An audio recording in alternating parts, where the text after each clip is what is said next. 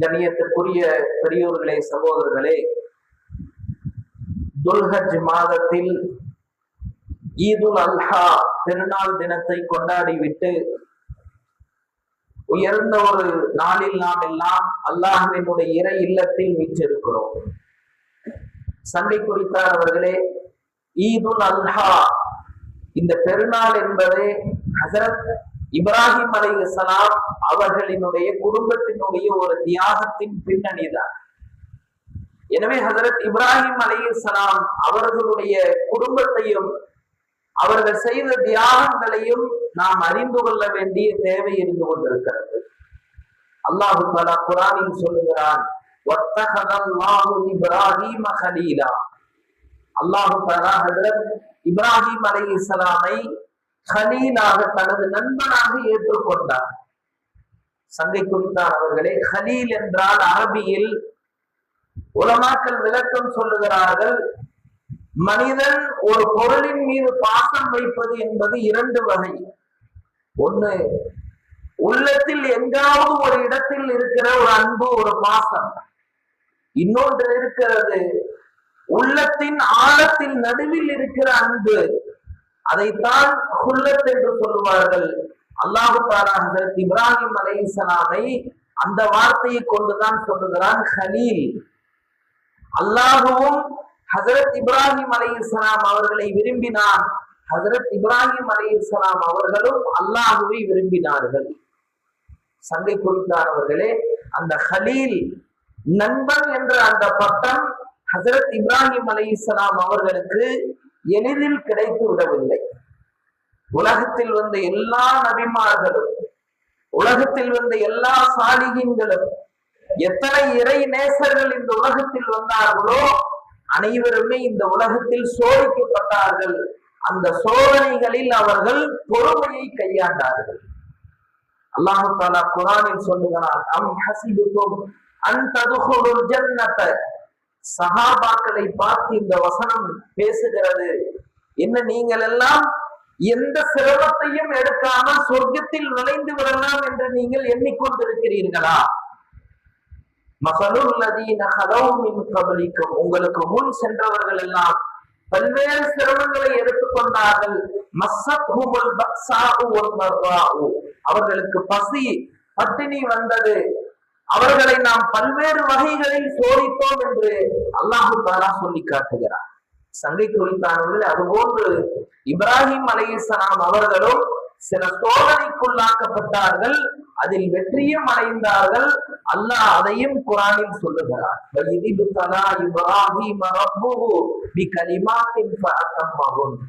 நாம் இப்ராஹிமை சில சோதனைகளை கொடுத்து சோதித்து பார்த்தோம், அதில் எல்லாம் அவர் அதை பரிபூர்ணப்படுத்தி விட்டார். சங்கை குறித்தார்களே, நாம் எல்லாம் அறிந்த வரலாறு தான். இப்ராஹிம் அலைஹிஸ்ஸலாம் அவர்களுக்கு ஏற்பட்ட முதல் சோதனையே, அவர்கள் வாலிபராக இருக்கிறார்கள்.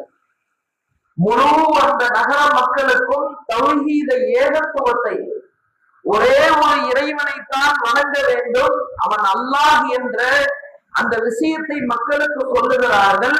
அதில் வந்த எதிர்ப்பு, கடைசியில் எப்படிப்பட்ட ஒரு சூழ்நிலை, முழு ஊரும் சேர்ந்து ஹஜரத் இப்ராஹிம் அலைஹிஸ்ஸலாம் அவர்களை அழிக்க நினைக்கிறார்கள். மிக பெரும் ஒரு நெருப்பு குண்டம் தயார் செய்யப்படுகிறது.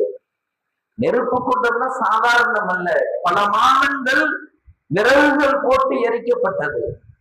தஃசீர்கள் எழுதுறாங்க, அந்த காலகட்டத்தில் யாராவது ஒருத்தருக்கு உடம்பு சரியில்லைன்னா, இன்னைக்கு நம்ம நியத் செய்யறோம் இல்லைங்க, உடம்பு சரியாயிட்டா 10 ஏழைக்கு உணவு தர்றாங்க.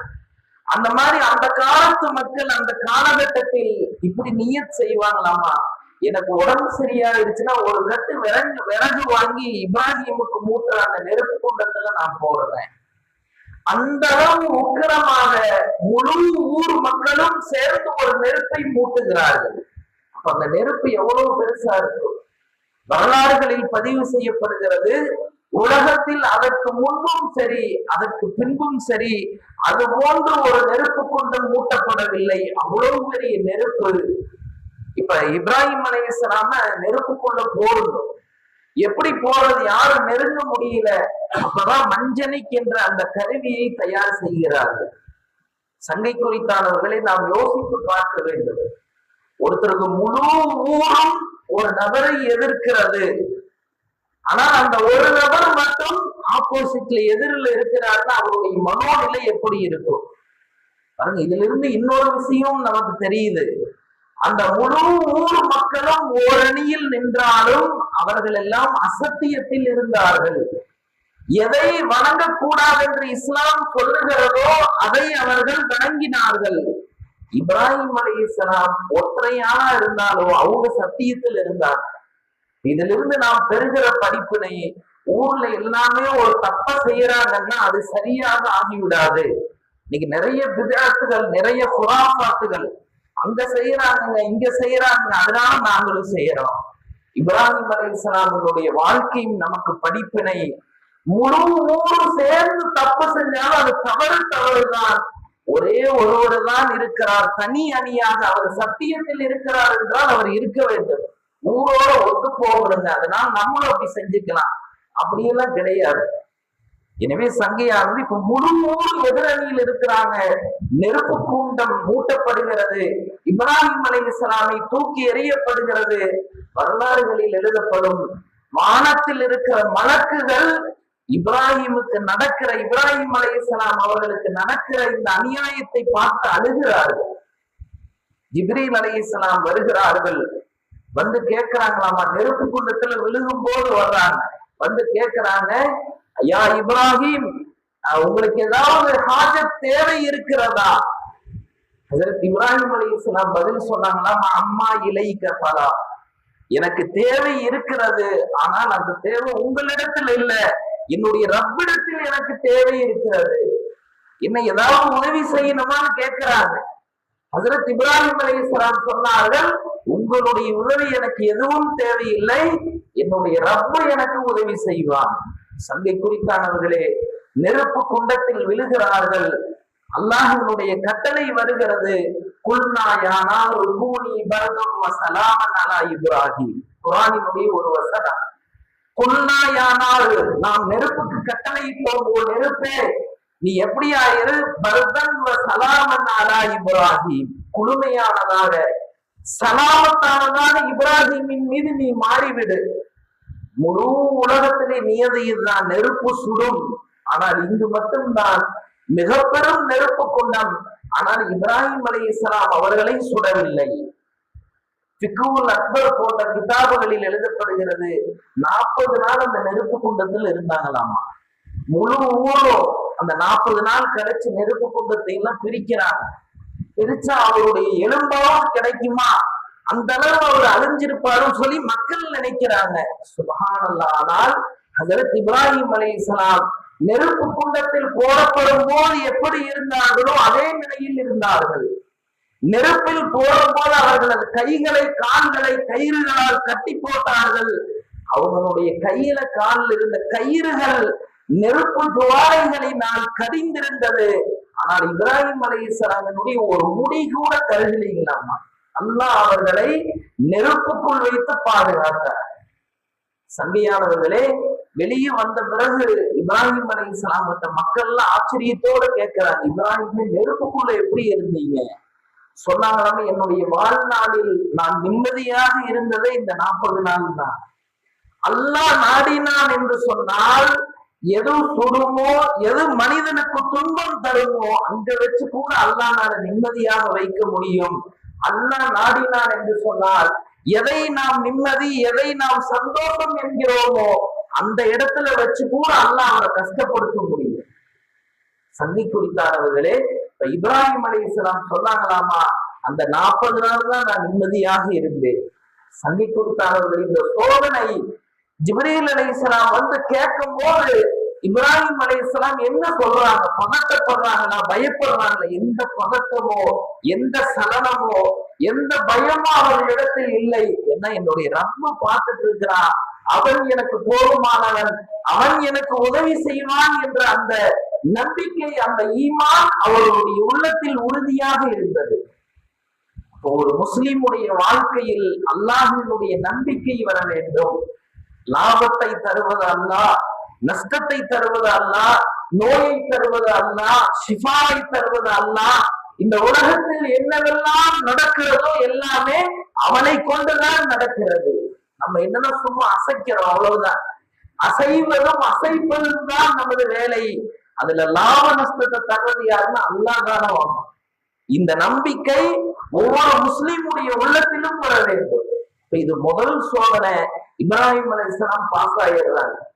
அடுத்து இரண்டாவது சோதனை நேற்று நம்ம பயான்ல கேட்ட விஷயம் தான். என்ன ஆச்சுங்க? குழந்தையை அறுக்க வேண்டி அல்லாஹ் சொல்லுகிறான். என்ன செஞ்சாங்க? அதுக்கு தயாராயிடுறாங்க. அல்லாஹ்வே அதை சொல்றான்.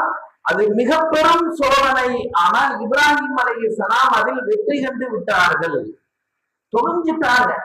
எனது ரப்பினுடைய அன்பு பாசம்தான் எனது உள்ளத்தில் அதிகமாக இருக்கும். அதுக்கு முன்னாடி யாருடைய பாசமும் யாருடைய அன்பும் எனக்கு பெரிதல்ல என்ற நிலையில் அவர்களுடைய உள்ளமும் அவர்களுடைய நம்பிக்கையும் இருந்தது. அதே போல மூணாவது அல்லாஹ் கொடுத்த அவங்களுக்கு சோதனை. ஹஜ்ரத் இப்ராஹிம் அலைஹிஸ்ஸலாம் இஸ்மாயில் அலைஹிஸ்ஸலாம் கை குழந்தையாக இருக்கிறார்கள். அல்லாஹ்வினுடைய கட்டளை, இப்ராஹிமே உனது மனைவியையும் உனது குழந்தையையும் காட்டில் சென்று விட்டு வா. இன்னைக்கு மாதிரி இல்ல, அன்னைக்கு மக்கா எப்படி இருந்துச்சுங்க? ஆள் அரவமே இல்லாத இடம், நிழலுக்கு ஒழுங்குவதற்கு கூட ஒரு மரம் கூட இல்லை. அந்த மாதிரி வனாந்திர பாலைவனம், வெறும் மணல் தான். எங்க பார்த்தாலும் மணலும் அந்த ஜுவாலையும் சூடும் வெயிலும் தான் இருக்கும். மனைவி குழந்தை கட்டவங்க எதுவும் சொல்ல, வான் கூட்டிட்டு வந்தாங்க, நடுக்காட்டுல இறக்கி விடுறாங்க. அன்னை ஹாஜிரா அலைஹிஸ்ஸலாம் அவங்க எவ்வளவு பெரிய ஈமான்தாரியா இருப்பாங்க. அந்த அம்மா கேட்டாங்களாமா, இது அல்லாஹ்வினுடைய சோதனையா அல்லது நீங்களா செய்யறீங்களா? அல்லாஹ்வினுடைய கட்டளையா நீங்களா செய்யறீங்களா? ஹஜ்ரத் இப்ராஹிம் அலைஹிஸ்ஸலாம் சொன்ன பதில் வரலாறுகளில் பதிவு செய்யப்படுகிறது. அவங்க நிறைய எல்லாம் பேசல, ஒரே ஒரு வார்த்தையை தான் பதிலா சொன்னாங்களாம், நஅம், ஆமா, அவ்வளவுதான். வேற எதுவுமே பேசல. உடனே அந்த அம்மா சொன்னாங்களாமா, இதன் இது உண்மையிலேயே அல்லாஹ்வினுடைய கட்டளையாக இருந்தால் அவன் எங்களை வீணாக்க மாட்டான், நீங்க போயிட்டு வாங்க அப்படின்ட்டாங்க. ஆள் அரவமே இல்லாம நடுக்காட்டுக்குள்ள ஒரு பெண்மணி தனது கை குழந்தையோடு, இன்னைக்கு மாதிரி அன்னைக்கு மின்சார வசதிகள் இல்லை, வெளிச்சம் இல்லை, எவ்வளவு ஒரு அபாயகரமான விஷயம். ஆனா அந்த அம்மாவுக்கு அல்லாஹ் மேல எவ்வளவு நம்பிக்கை இருந்தா அவங்க சொன்னாங்க, அல்லாஹ் எங்களை வீணாக்க மாட்டான். ஹஜ்ரத் இப்ராஹிம் அலைஹிஸ்ஸலாம் விட்டுட்டு போகும்போது கொஞ்சம் பேரிச்சங்கனிகளை கையில கொடுத்துட்டு போறாங்க சாப்பிடுறதுக்கு. 2 நாள் 3 நாள் அந்த பேரிச்சம்பளம் வந்துச்சு, அவ்வளவுதான் முடிஞ்சிருச்சு. ஆனாலும் விட்டுட்டு போகும்போது இந்த துவாவையும் அல்லாஹ்ட்ட செஞ்சாங்களாம், யா அல்லாஹ், இந்த ஊர் வாசிகளுக்கு நீ பல வர்க்கங்களில் இருந்து எல்லா ரிசுக்கையும் அவர்களுக்கு கொடு, இந்த ஊரை நிம்மதி தரக்கூடிய ஊராக, பாதுகாப்பான ஒரு ஊராக ஆக்கிவிடுன்னு சொல்லி துவா செஞ்சுட்டு போயிட்டாங்க. சங்கை குறித்தானவர்களே, நமக்கெல்லாம் தெரிஞ்ச சம்பவம் தான். என்னங்க, குழந்தை பசியில் அழுகிறது, தாகத்தில் அழுகிறது, தண்ணீரை தேடி அங்கும் இங்கும் ஓடுகிறார்கள். இன்னைக்கு நம்ம ஹஜ் உம்ராவுக்கு போனோம்னா என்னங்க, சஃபா மர்வாவுக்கு இடையில சை செய்யறோம், எல்லாமே மார்பிள் போட்டு ஏசி தான், லைட்டா கூட யாருக்கு வேர்வையே வராது, ஏசியில தான் நடக்கிறது. இது நடக்கிறது தான் கஷ்டம், மற்றபடி உள்ள எந்த சிரமங்களும் இல்லை. ஆனா அன்று அப்படி அல்ல. சஃபா என்பது ஒரு மலை குன்று, மருவா என்பது ஒரு மலை குன்று, பாலைவனம் தான் அது. அந்த காணல் நீர்னு சொல்றாங்களே, வெயிலுக்கு அந்த அம்மா தண்ணியை தேடுறாங்க, இங்கிருந்து அங்க பார்த்தா தண்ணி மாதிரி தெரியுது, ஓடுகிறார்கள், பார்த்தா ஒண்ணும் இல்லை. மறுபடியும் அங்கிருந்து அக்கறையிலிருந்து இக்கரையில பார்த்தா காணல் நீர் தண்ணி மாதிரி தெரியுது, மறுபடியும் வர்றாங்க, தண்ணி இல்லை. அன்னை ஹாஜிரா அலைஹிஸ்ஸலாம் இப்படி 7 தடவை ஓடினாங்களாமா.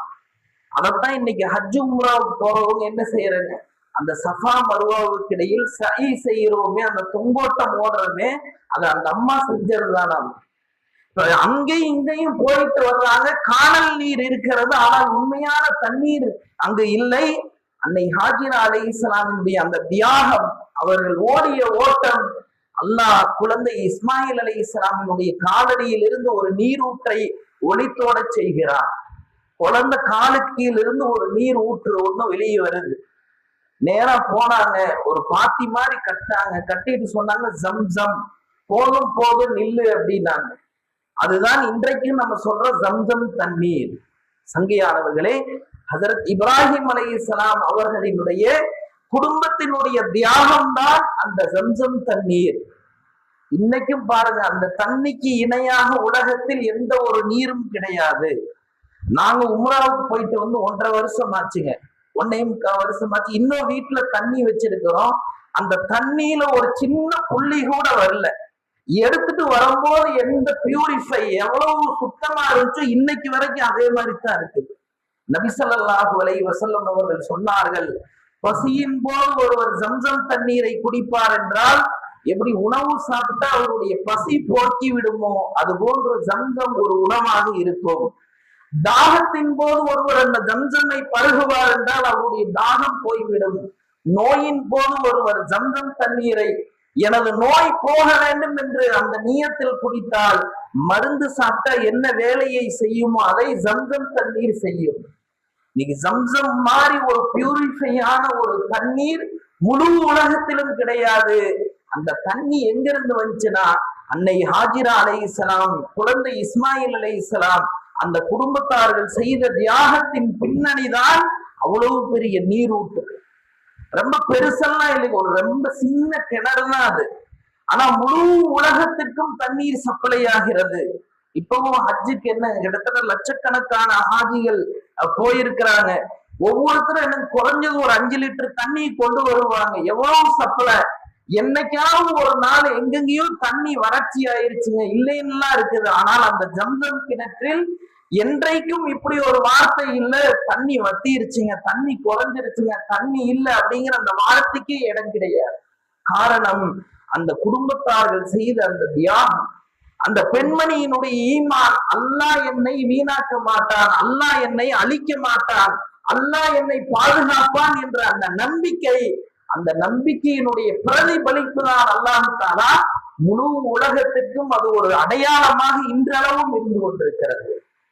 எனவே சங்கை குறித்தானவர்கள், நாம் இந்த உலகத்தில் ஒரு முஸ்லிம் எப்படி இருக்க வேண்டும்? முஸ்லிமாக வாழ வேண்டும், அல்லாஹ்வை நம்பிக்கை கொள்பவராக இருக்க வேண்டும், அல்லாஹ்வினுடைய நினைவில் வாழ்க்கையை கழிக்கக்கூடியவராக இருக்க வேண்டும். அதனாலதான் நபி ஸல்லல்லாஹு அலைஹி வஸல்லம் அவங்க செய்த துஆக்கள்ல ஒண்ணு, அல்லாஹும்ம இன்னி அலா திக்ரிக வ ஷுக்ரிக வ ஹுஸ்னி இபாதத்தி. யா அல்லாஹ், எனக்கு நீ உதவி செய்வாயாக. அலா திக்ரிக, உன்னை நினைப்பதற்கும், வ ஷுக்ரிக, உனக்கு நன்றி செலுத்துவதற்கும், வ ஹுஸ்னி இபாதத்தி, உன்னை அழகிய முறையில் வணங்குவதற்கும் எனக்கு நீ உதவி செய்வாயாக. வெறும் உலகத்தை, செல்வ வளத்தை, பொன் பொருளை மட்டும் நபி அவர்கள் கேட்டார்கள் என்பதல்ல. அல்லாஹ் உன்னை அழகிய முறையில வணங்கணும், உன்னை நினைக்கணும், அதுக்கு எனக்கு உதவி செய்யும் துவா செஞ்சாங்களாம்.